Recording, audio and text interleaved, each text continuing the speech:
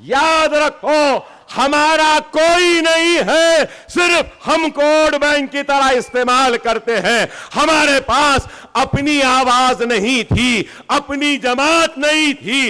अब आपकी जमात मजलिस है, जिसकी आइडियोलॉजी है आपकी खिदमत, आपकी आवाज, आपकी इज्जत, आपका वक़ार, आपकी शरीयत की हिफाजत, आपके औकाफ की हिफाजत, आपके हक की लड़ाई लड़ना।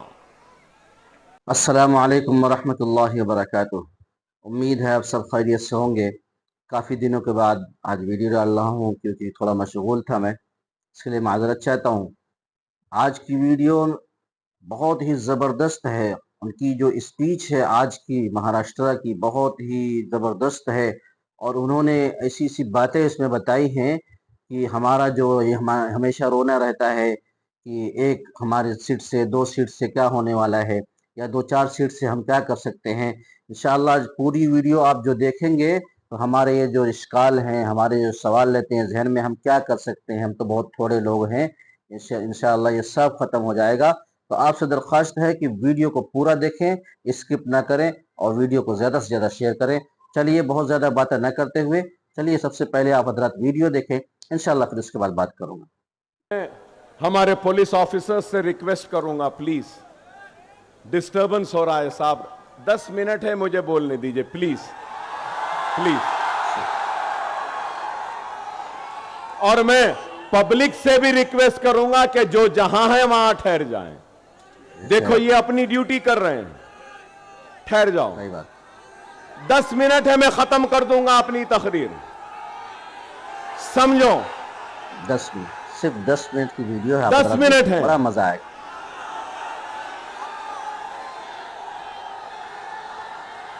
देख रहे हैं क्या शोर है, लोगों के अंदर क्या जोश है, माशाअल्लाह। मैं समझ गया आप क्या बोल रहे हैं, मैं समझ गया आप क्या कह रहे हैं।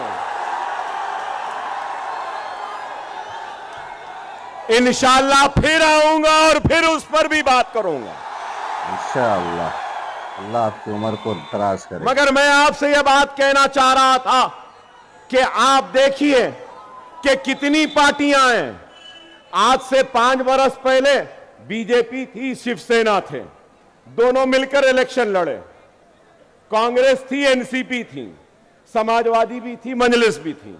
और आज एनसीपी के 2, शिवसेना के 2,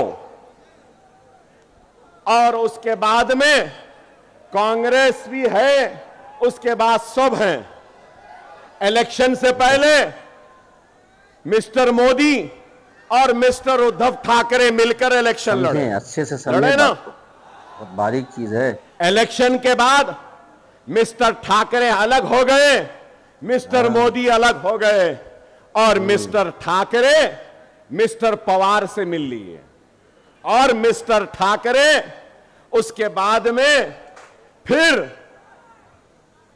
मिस्टर राहुल गांधी से भी मिल लिए ना। एक सियासी जमात आती है तो उसकी एक आइडियोलॉजी होती है, एक उसकी सोच होती है, फिक्र होती है। ठीक है, मैं आइडियोलॉजी से इत्तेफाक नहीं करता। किसी की हिंदुत्व की आइडियोलॉजी, किसी की सोशलिज्म की आइडियोलॉजी, किसी की सेकुलरिज्म की आइडियोलॉजी, किसी की कैपिटलिज्म की आइडियोलॉजी। क्या इस बात से कोई इनकार कर सकते हैं कि बाल ठाकरे, उद्धव ठाकरे और शिवसेना की आइडियोलॉजी हिंदुत्व की है या नहीं? मीडिया वालों से भी पूछूंगा, है ना? ठीक है भाई, वो उनकी आइडियोलॉजी है।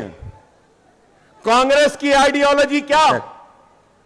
सेकुलरिज्म बोलते हैं, अंदर से तो कुछ और उनकी आइडियोलॉजी है। तो अब सवाल यह है कि हिंदुत्व आइडियोलॉजी, सही बात, आज सेकुलर आइडियोलॉजी के साथ है। तो उद्धव ठाकरे ने राहुल, प्रियंका, सोनिया गांधी और मल्लिकार्जुन खड़गे और पूरे कांग्रेसियों को क्या हिंदुत्व की आइडियोलॉजी का सबक पढ़ाने में कामयाब हो गए और गांधीयों ने हिंदुत्व की आइडियोलॉजी को कबूल कर लिया कि उद्धव ठाकरे से हाथ मिला लिया? जवाब है? कोई जवाब है? नहीं है। समझिए मिस्टर मोदी हिंदुत्व, कोई जवाब नहीं। हिंदुत्व के चैंपियन मिस्टर योगी हिंदुत्व, खैर उनकी आइडियोलॉजी है, उनकी आइडियोलॉजी है, मुबारक उनको। और मिस्टर मोदी ने क्या कहा?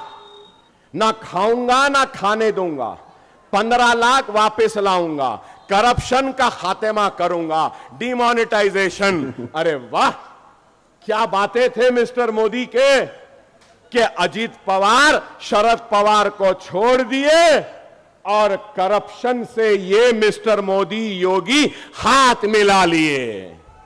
गया, गई।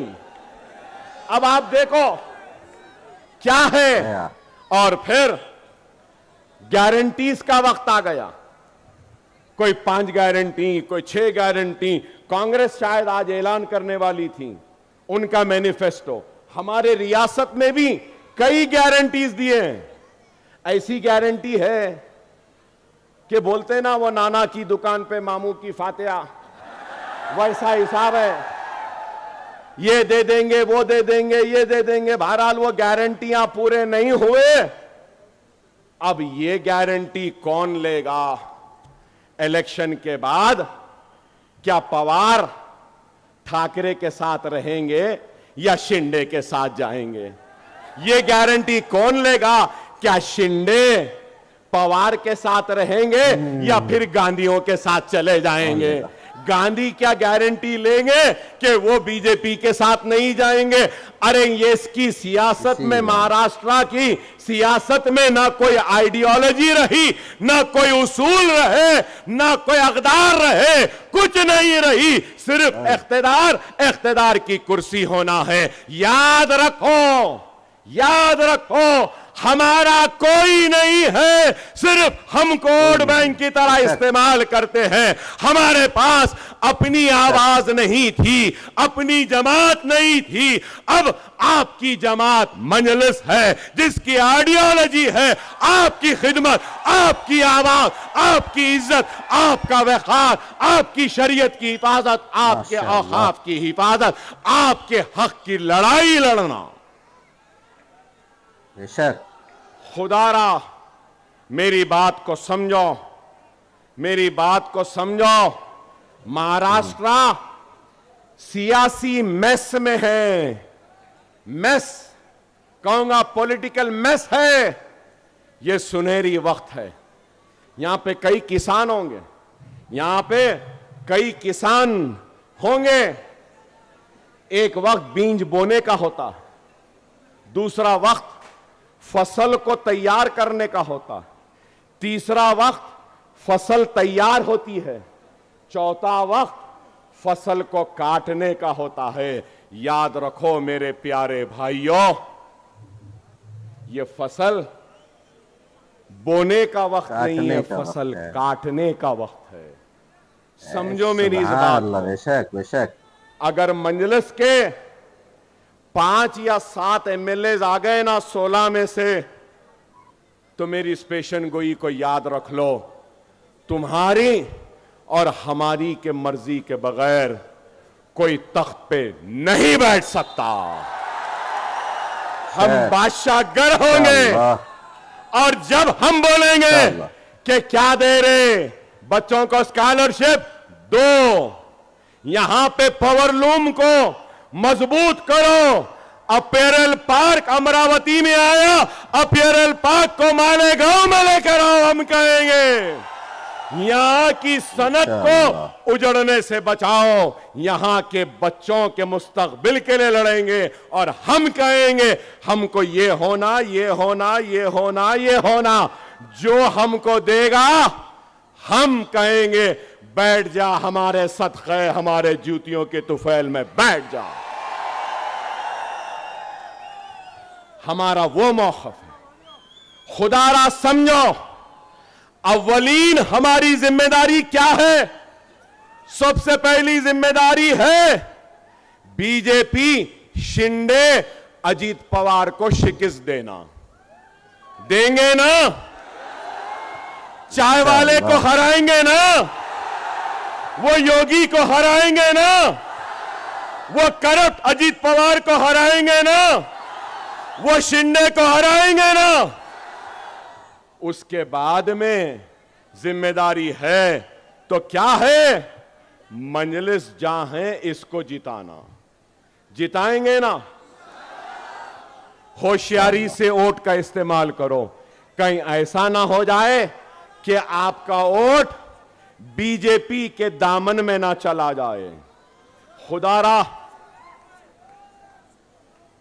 खुदारा अपने वोट का सही इस्तेमाल करो। अभी 2 मिनट है, 2 मिनट है। अपने वोट का सही इस्तेमाल करो।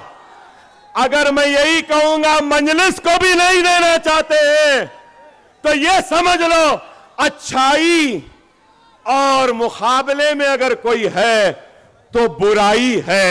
अपने वोट को अच्छाई के लिए इस्तेमाल करो। अपने वोट को खुशहाली के लिए इस्तेमाल करो। अपने वोट को नशा मुक्त मालेगांव बनाने के लिए इस्तेमाल करो। अपने वोट को जालिमों के खिलाफ इस्तेमाल करो। अपने वोट को उन लोगों के हक में इस्तेमाल करो जो आपकी आवाज बनते हैं। अकबरुद्दीन ओवैसी आपका था, आपका है, आपका रहेगा। वादा किया था स्कूल बनाऊंगा।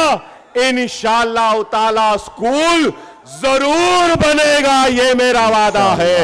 आसमान में 20 तारीख को सिर्फ पतंग पतंग पतंग पतंग रहेगी। नारे तकबीर, अल्लाह अकबर, नारे तकबीर, नारे तकबीर। हिंदुस्तान जिंदाबाद, हिंदुस्तान जिंदाबाद, मजलिस इत्तेहादुल मुस्लिमीन। पतंग पतंग पतंग पतंग पतंग रहेगी, पतंग रहेगी। तो दोस्तों आपने देखा कितना बारीक बारीक बातें इन्होंने बताई हैं। और आपने बहुत सारे नेताओं को देखा होगा कि हमेशा अपने लिए ही वोट मांगा है, लेकिन इन्होंने क्या कहा? मुझे नहीं देना है, मत दो, लेकिन अच्छाई और बुराई के मुकाबले में अच्छाई बेहतर होती है। जो अच्छा काम करता है उसको वोट दे। ये बहुत बड़ी बात होती है। ये हर आदमी नहीं कर, बहुत बड़ी बात होती है कि आदमी के अंदर का इखलास होता है। जिसके अंदर इखलास होगा ना, वही इस तरीके की बात कर सकता है। लेकिन कुछ लोग हमारे ही भाई हैं जो इनको जो है गिराने की, इनको बदनाम करने की फिक्र में लगे रहते हैं। खुदारा होश के नाखून चबाएं। आज हमारे पास वक्त है, अपना जो है हम समझ जाएं, वरना कल हमें कोई पूछने वाला नहीं होगा, है ना। फिर हम हाथ मलते रह जाएंगे। वही कहा ना, गया वक्त फिर हाथ आता नहीं, सुराही में दरिया समाता नहीं। तो ऐसा वक्त आने से पहले पहले हमें तैयार होना चाहिए।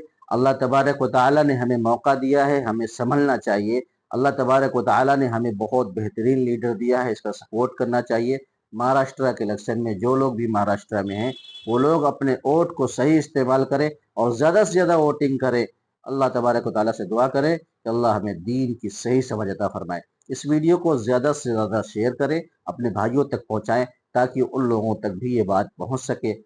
और जो लोग अभी तक चैनल को सब्सक्राइब नहीं किए हैं वो चैनल को सब्सक्राइब करें। इंशाअल्लाह फिर अगली वीडियो में मिलेंगे कुछ नई खबर के साथ। अस्सलामु अलैकुम व रहमतुल्लाहि व बरकातुहू।